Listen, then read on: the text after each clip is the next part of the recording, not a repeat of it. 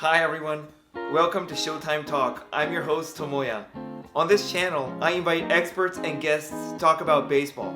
Today I have Jeff Fletcher, the Angels beat writer for the Orange County Register, to talk about Shohei Ohtani and other major league news.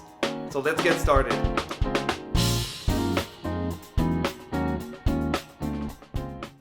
What happened to Jared Walsh's two-way experiment? Basically, that they didn't realize he was going to be this good of a hitter. And it was just sort of an extra way that they thought he could help in the big leagues. And I don't think they ever really felt like he was going to be an Ohtani level pitcher. I think it was more just a pitcher to finish out a game when they're losing to save the other pitchers from working. And once he got to the point where he became this good of a hitter, they didn't really want to take the chance with that anymore. They didn't want to have him spend time working on that. They didn't want to take a chance of him getting hurt. So it sort of went off the table. When Ohtani first came over to the U.S., we heard more about players experimenting with two ways. What happened since? It still happens. There's just today there was somebody who was drafted and he was listed as a two-way player. So I think it happens. It's still going to be really difficult for anybody to do, even if teams give you the chance, just because you've got to be really good at both, not just passable at both, because they can find somebody else who's better at the one that you're not good at to prevent them from giving you the chance to do both. So, like if Ohtani were a mediocre pitcher and a really good hitter, he would not be doing this. They would just focus on hitting and find a good pitcher. So that's the thing. It's not just that you have the ability to do it. You have to be able to do it well. That makes Ohtani really special, I guess. No one else can do it. Absolutely.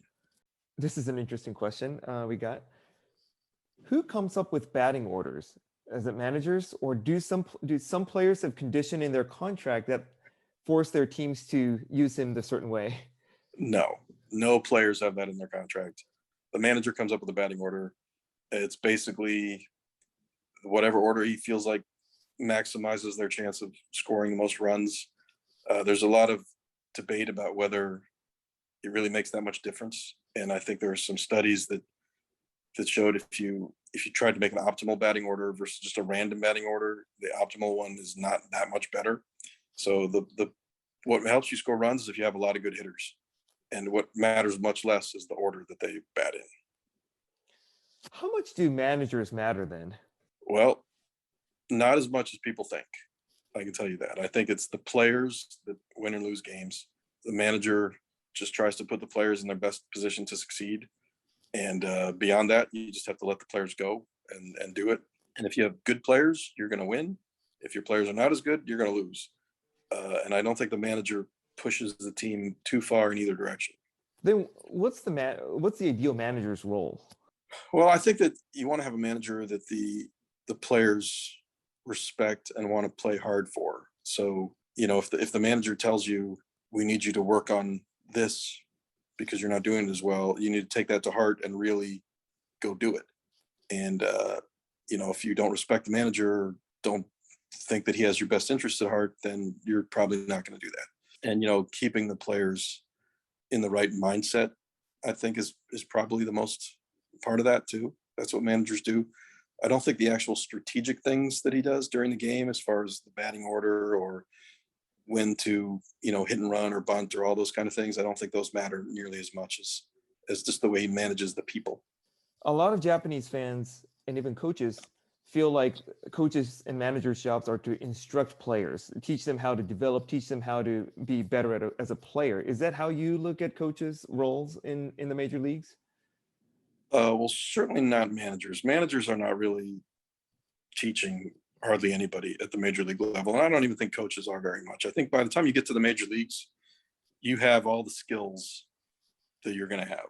And they can maybe tweak some things with a pitcher by helping you use your pitches in a different way. Hitting coach can maybe help refine your swing a little bit. But for the most part, by the time you've gotten to the major leagues, you are what you are. So I think that it's just a matter of maintaining that level. So a hitting coach maybe sees what you look like at your best swing and helps you stay there. I don't think he's going to really make you a better player than you already were. I saw that Joe Madden was playing golf the morning of the trade deadline. What's the manager's role in deciding who to acquire and who to promote and demote? Very little. Manager is mainly advisory think the general manager would run ideas by him and get the manager's input, but ultimately the manager has enough to deal with the current major league roster that he can't be analyzing the other 29 teams, players, and who they have. And he certainly doesn't know how valuable, 3 minor leaguers in the Giants system are, where Perry Minasian does. So he knows if that's worth trading Tony Watson, and Joe Maddon does not really have that information. So I think that he kind of keeps him in the loop. And if they would talk about acquiring major league players, certainly Maddon would have more of a vote because he knows more about those guys. But when it comes to the kind of deals they made where they're acquiring sort of lesser known players from other teams, I don't think the manager has a big contribution. Are there differences between mounds at different stadiums, pitching mounds? They're not supposed to be. They're all supposed to be identical. But if you talk to pitchers, some of them will tell you that they are a little bit different. I think the part that's mandated by the rules is basically from the pitching rubber forward, the height and the slope. But sometimes the sides and the back of the mound are a little bit different, and that gives you the pitcher a little different feel, I think, sometimes. And sometimes the dirt is just a little bit different consistency.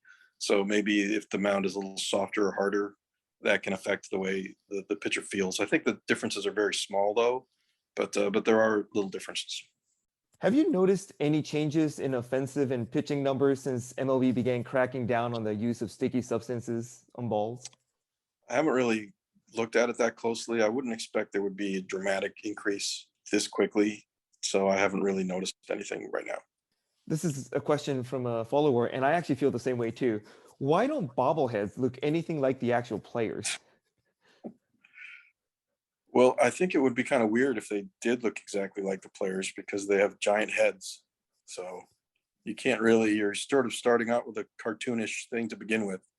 Hey guys, thanks for watching the video. If you liked it, don't forget to click the like button and subscribe to our channel so you don't miss any future videos. You can also watch our past videos from the description below. Hope to see you again next time.